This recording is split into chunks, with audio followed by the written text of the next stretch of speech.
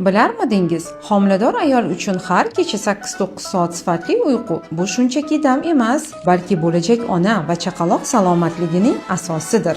Homiladorlik davrida ayol tanasi 2 baravar yuk ostida ishlaydi. Yurak ko'p qon haydaydi, gormonal o'zgarishlar kuchayadi. Ichki a'zolar joyini o'zgartiradi. Organizm esa har kuni yangi hayotni quradi. Agar ayol yaxshi uxlamasa, qon bosimini ko'tarilishi, preeklamsiya xavfi, stress va g'am-anduh kuchayishi, immunitet pasayishi, hatto chaqaloqda past vazn yoki erta tug'ish xavfi ortadi. Uyqu bu davolovchi jarayondir. Aynan tunda tana o'zini tiklaydi, hujayralar yangilanadi va bola rivojlanishiga kerakli gormonlar ajraladi.